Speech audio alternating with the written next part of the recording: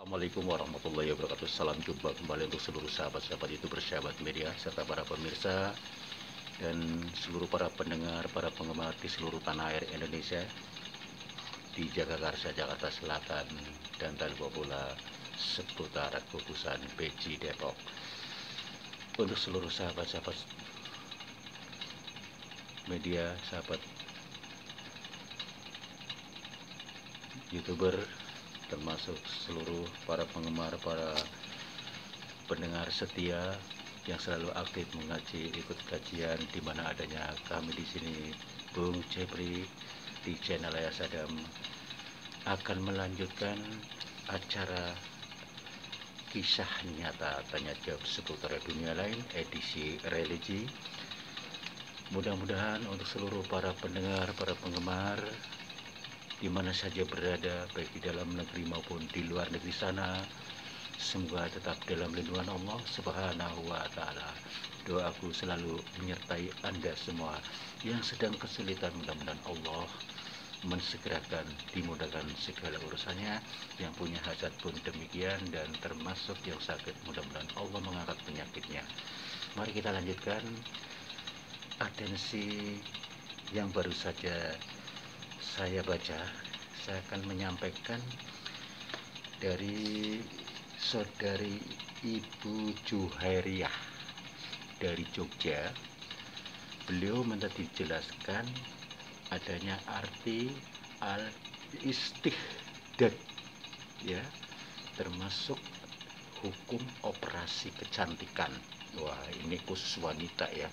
Orang laki pun perlu tahu karena orang laki juga punya istri ya, untuk mendidik keluarganya.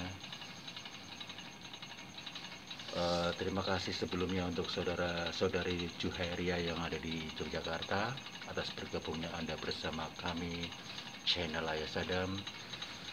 Mudah-mudahan Anda dapat bisa menyimak ya untuk menambah wawasan. Pertanyaan Anda bagus sekali. Bahwasanya di sini al-istihdad, saya akan memberikan penjelasan lebih awal. Al-anah adalah rambut yang tumbuh di sebelah atas zakar laki-laki dan yang tumbuh di sekitar istiqjat ya. Mohon maaf, ini kebetulan malam ini malam tahun baru, jadi banyak mobil bolak-balik. Saya sendiri posisinya ada di luaran. Saya akan mengulang kembali supaya lebih jelas. Al-anah adalah rambut yang tumbuh di sebelah atas zakar laki-laki, yang tumbuh di sekitar faraj wanita. Sedangkan istihdad itu sendiri adalah membersihkan tempat-tempat ya tersebut dari rambut-rambut yang tumbuh padanya. Lebih utamanya dengan cara mencukurnya, namun boleh juga dengan cara menggunting ataupun memotong habis dan mencabutnya atau melumuri obat perontok. Sumber dari Syekh Ibnu Dakikil ya, Aid Ma'atan, bahwa sebagian mereka ada yang mencukur menguatkan wanita, ada juga di sini sebagian besar mereka ada yang cenderung menguatkan wanita mencukur karena dengan cara mencabut bisa merusak kulit dan sakit rasanya. Hal itu juga dikuatkan oleh Imam Nawawi dan lain-lain. Katanya menurut sunnah ya, mencukur bulu ari-ari dengan menggunakan pisau cukur itulah yang lebih baik bagi laki-laki dan perempuan.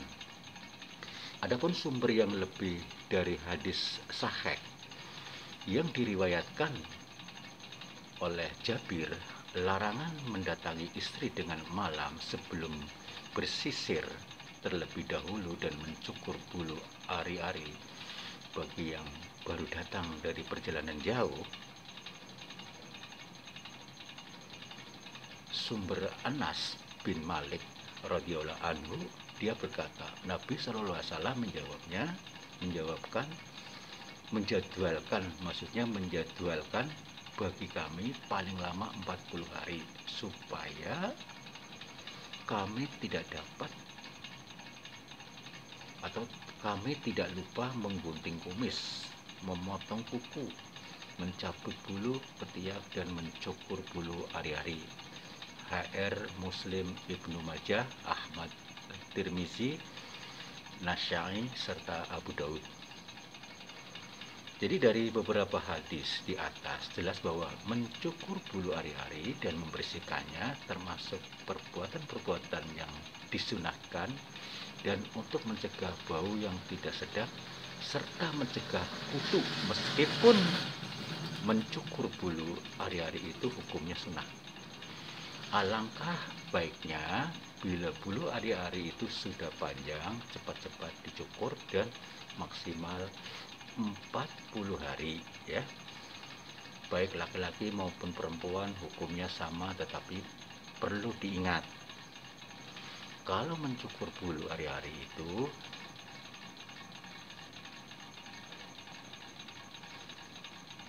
haram di hadapan orang lain ya. Ingat, hukumnya haram kalau di hadapan orang lain apabila menyuruh orang lain untuk mencukurnya, seperti kebiasaan perempuan-perempuan jahiliyah. Sedangkan yang diperbolehkan hanya di hadapan suaminya ataupun istrinya. Nah, sekarang saya akan menjawab tentang masalah hukum operasi kecantikan ya.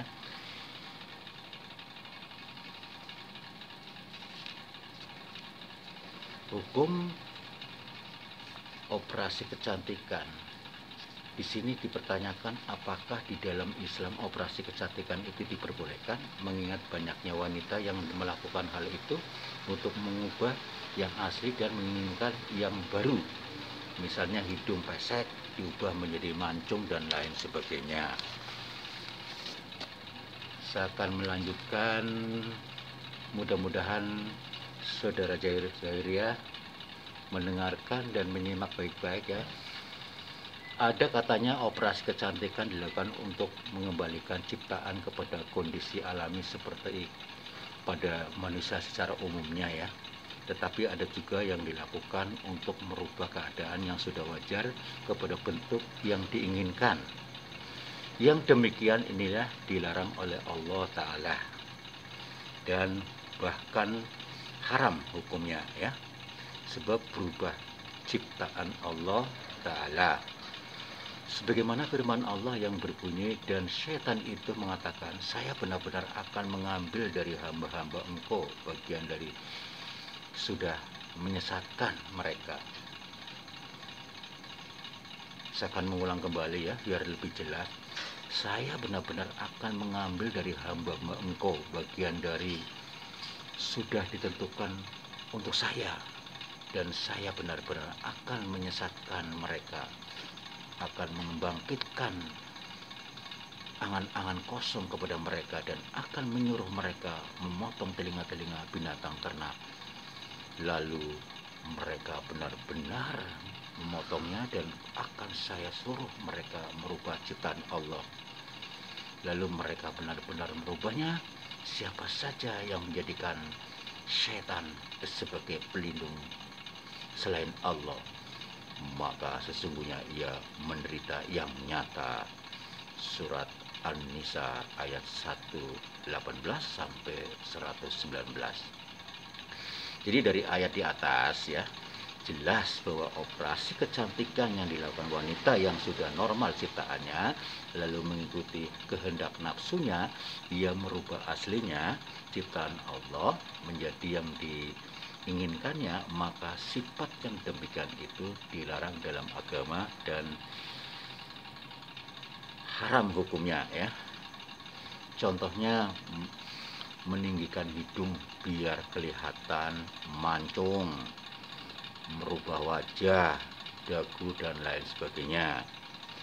Lagi-lagi kalau ada anak wanita yang dilahirkan dalam keadaan cacat, misalnya adanya daging lumpuh di wajah, Maksud saya, daging tumbuh di wajah, di hidung, di telinga, ataupun di tempat-tempat lainnya.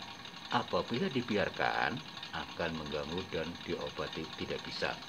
Maka satu-satunya hanya cara operasi. Nah, kalau seperti itu boleh dilakukan dan tidak haram, sebab bila dibiarkan akan menimbulkan pengaruh yang kurang baik, yang bisa menimbulkan perasaan kurang pede atau perasaan minder terhadap teman-temannya. Di sini ada penambahan sedikit masalah mengganti nama. Ada yang bertanya, saya seorang gadis yang baru menginjak dewasa dan mempunyai banyak teman yang dibuat yang membuatku heran. Mereka sering mencontoh kepadaku bahwa nama yang diberikan orang tuaku itu katanya jelek. Apakah diperbolehkan aku mengganti sendiri namaku dan menghapus nama pemberian orang tuaku? Itu pertanyaan seperti itu. Jawabannya begini ya, di mana Rasulullah SAW pernah bersabda yang berbunyi, perintahlah nama-namamu, karena kamu akan dipanggil pada hari kiamat dengan namamu. Pada suatu hari beliau sedang berjalan-jalan dengan para sahabat dan di lembah antara dua bukit. Lalu Rasulullah SAW bertanya kepada salah satu sahabatnya mengenai nama kedua bukit tersebut. Kemudian sahabat menjawab bahwa kedua bukit itu bernama Bukit Kecewa dan Bukit Aib. Mendengar penjelasan sahabatnya mengenai nama kedua bukit tersebut, beliau kurang senang. Kemudian pada kesempatan hari lain, Rasulullah SAW kedatangan seorang sahabat dan kedatangannya itu disuruh beliau memerah susu. Tetapi sebelum melakukan pekerjaannya, itu Rasulullah SAW bertanya kepadanya mengenai namanya. Lalu sahabat itu menjawab, nama saya adalah Pahit. Mendengar jawaban sahabatnya itu, beliau langsung menyuruhnya duduk. Datanglah sahabat yang lainnya dan langsung ditanya oleh beliau. Lantas beliau bertanya, siapakah namamu? Kemudian sahabat itu menjawab, namaku adalah Perang. Yang kedua kalinya Rasulullah SAW menyuruh duduk. Datang sahabat lagi dan beliau juga menanyakan namanya. Lalu sahabatnya itu menjawab, nama saya adalah Hidup. Mendengar jawaban sahabat itu, beliau merasa senang dan ia disuruh memerah susu. Jadi di cerita kejadian itu telah bahwa orang tua harus memilih nama-nama yang baik dan bagus untuk anak-anaknya. Kemudian Rasulullah SAW juga menganjurkan untuk merubah nama-nama yang mempunyai arti kurang bagus menjadi nama-nama yang mempunyai arti bagus dan baik. Maka dari itu Anda bisa merubah nama Anda menjadi nama yang baik dan bagus. Demikianlah untuk saudara-saudari Juhairi yang ada di Yogyakarta. Mudah-mudahan Anda jelas dan paham atas jawaban dari saya. Mudah-mudahan untuk seluruh para pendengar, para penggemar yang selalu mengikuti kajian ini, mudah-mudahan bermanfaat ya, tentang masalah arti al-istihdad ya, dan hukum operasi kecantikan. Apabila ada salah-salah kata dalam penyampaian, baik sengaja tanpa sengaja, saya pribadi mohon maaf. Wassalamualaikum warahmatullahi wabarakatuh. Ihdinas siratal mustaqim.